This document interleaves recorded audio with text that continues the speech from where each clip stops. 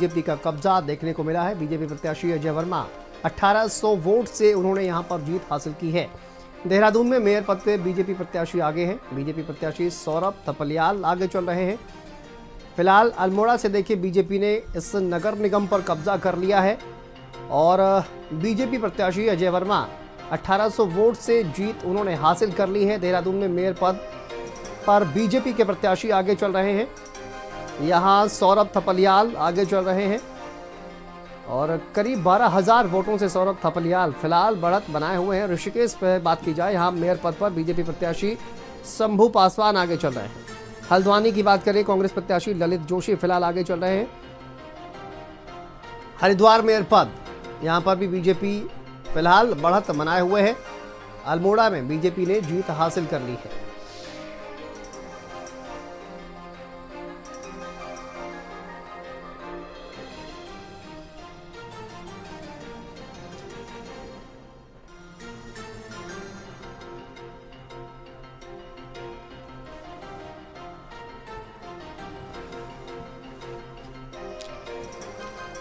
तो देखिए निकाय की जंग जो है वो लगातार जारी है उत्तराखंड की अगर बात की जाए, और अलग अलग सीटों पर भारतीय जनता पार्टी और कांग्रेस के बीच सीधा मुकाबला देखने को मिल रहा है। चलिए इसी पर बात करेंगे। आलोक सेमवाल हमारे सहयोगी जुड़ गए हैं। आलोक, बताइए जरा, इस वक्त वोटों की गिनती चल रही है, अभी क्या कुछ नतीजे आ चुके हैं और कितने आने बाकी हैं? कौन फिलहाल बढ़त बनाए हुए हैं? आज तो शांति देखिए, आज जो है मतगणना सुबह लगभग 8 बजे से जारी हो गई थी और वहीं से फिलहाल ऐसा देखने को मिल रहा है कि बीजेपी जो है बढ़त बनाए हुए है, चाहे वो नगर पालिका हो, नगर पंचायत हो या नगर निगम हो, उसमें बीजेपी की बढ़त बनी हुई है। अल्मोड़ा सीट से बीजेपी के प्रत्याशी नगर जो अध्यक्ष पद के लिए है जो वो चुने गए हैं। और आपको साफ तौर पर बताना चाहूंगा कि अगर राजधानी देहरादून की हम बात करते हैं तो राजधानी देहरादून में फिलहाल मेयर के जो प्रत्याशी है सौरभ थपलियाल बीजेपी की ओर से, वो फिलहाल बढ़त बनाए हुए हैं। लगभग 12,000 वोटों से उनकी बढ़त बनी हुई है और वीरेंद्र पोखरियाल जो है वो दूसरे नंबर पर इस वक्त नजर आ रहे हैं। वहीं अभी तक क्या कुछ खुलासा मेयर पद का अभी तक तो सीधे तौर पर नहीं हुआ है, लेकिन पार्षदों की बात अगर करी जाए तो लगभग 45 के आसपास पार्षदों की सूची जो है वो जारी की गई है। 100 जो यहाँ पर वार्ड बनाए गए हैं, हर वार्ड का एक पार्षद है और 45 पार्षदों में से 25 पार्षद जो है बीजेपी के हैं। तो कहीं ना कहीं देहरादून में तो ऐसा देखने को मिल रहा है कि बीजेपी ने अपनी बढ़त बनाई हुई है, चाहे वो मेयर पद के लिए हो या फिर वो फिलहाल पार्षद पद के लिए हो। जी चाहते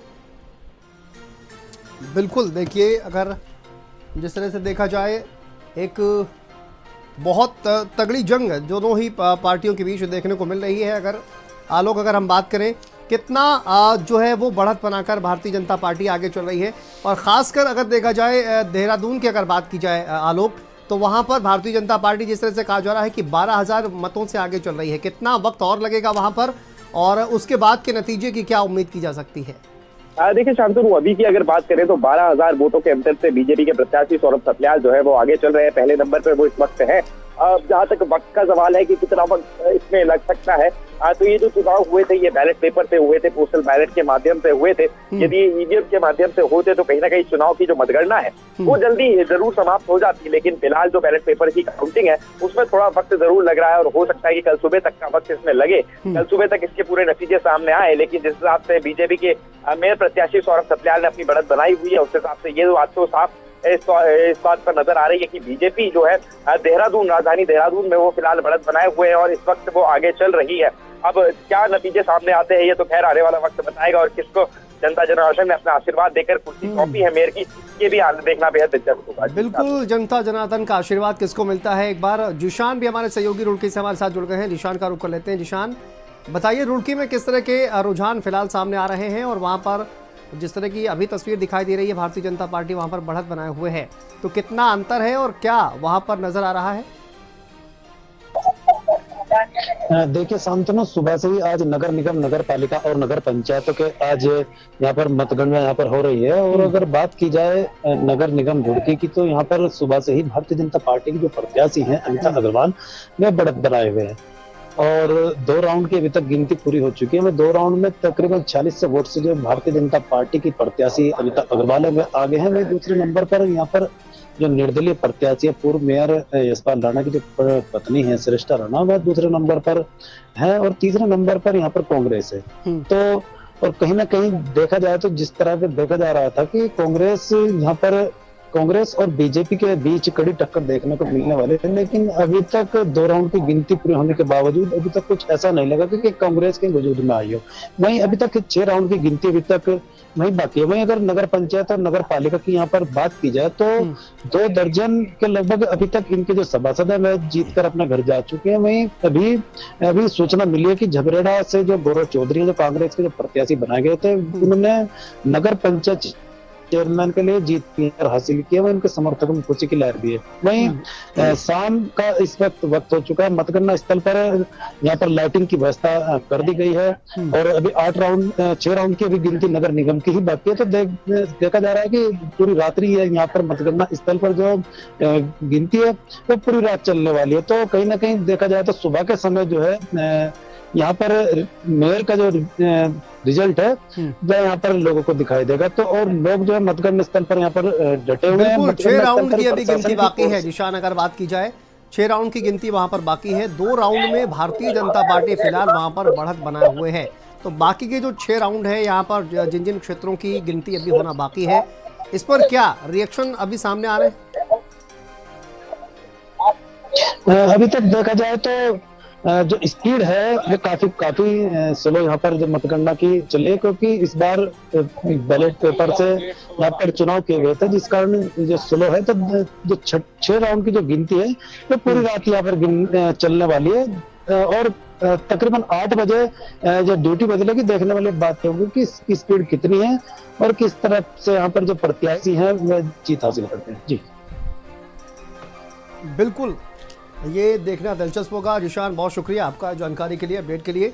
फिलहाल देखिए हम आपको दिखा रहे हैं किस तरह से देहरादून, अल्मोड़ा, पिथौरागढ़, इन तमाम जगहों पर फिलहाल भारतीय जनता पार्टी आगे चल रही है। कांग्रेस कहां पर आगे चल रही है वो भी हम आपको तस्वीरों में दिखा रहे हैं। हरिद्वार से हमारे सहयोगी संजय पुंडीर हमारे साथ जुड़ गए हैं और संजय का रुख कर लेते हैं। संजय, बताइए हरिद्वार में फिलहाल क्या रुझान सामने आ रहे हैं? मतगणना लगातार चल रही है, अपनी अपनी जीत के दावे जैसे किए जाते हैं वैसे ही लगातार किए जा रहे हैं। फिलहाल बताइए क्या वहां पर जमीनी हकीकत?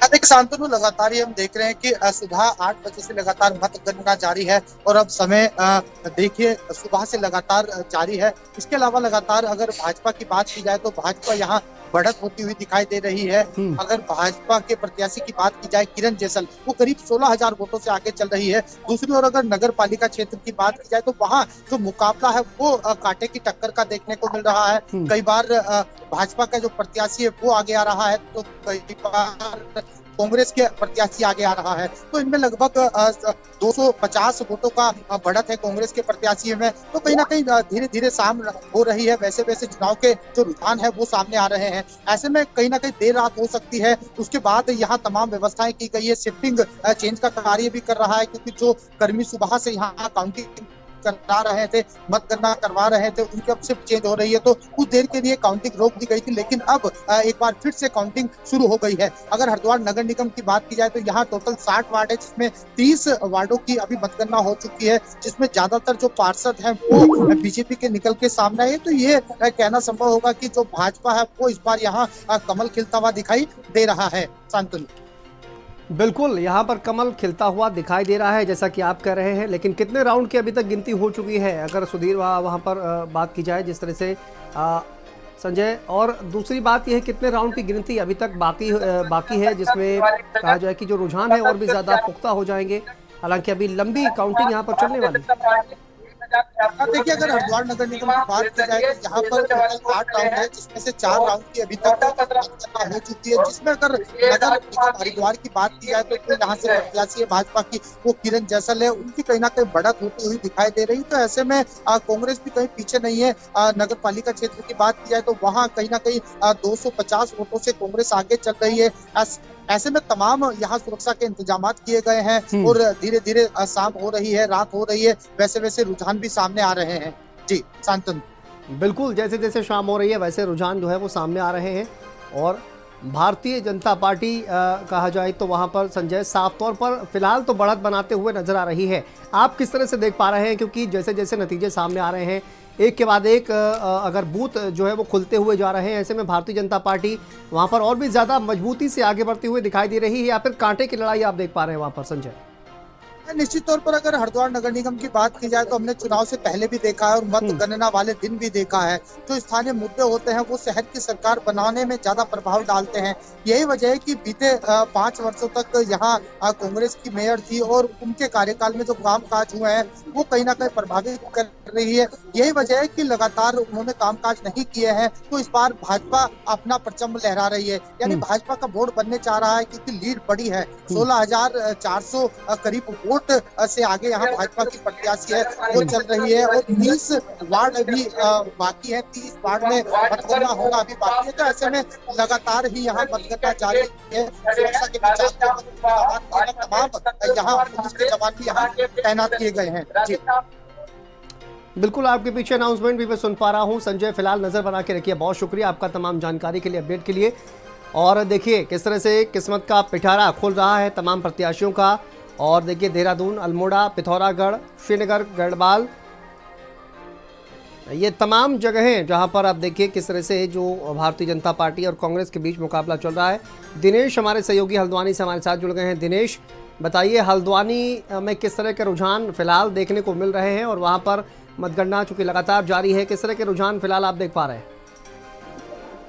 तो देखिए, आपको बता दूं, हल्द्वानी नगर निगम में लगभग 30 वार्डों में जो वार्ड प्रत्याशी हैं उनका फैसला आ चुका है और ज्यादातर इंडिपेंडेंट जीत चुके हैं। इसके अलावा अगर बात की जाए मेयर प्रत्याशी की, तो मेयर प्रत्याशी में जो तीसरे राउंड की काउंटिंग हुई है उसमें 2915 वोटों से भारतीय जनता पार्टी के गजराज बिष्ट आगे चल रहे हैं। इसके अलावा अगर जिले की बात की जाए तो जिले में नैनीताल, भीमताल और भवाली नगर पालिका को कांग्रेस के प्रत्याशियों ने जीत लिया है, और जो रामनगर है उसमें इंडिपेंडेंट, और जो कालाढूंगी जो नगर पालिका है उसमें भी भाजपा के बागी रेखा कैतुरा ने बाजी मारी है।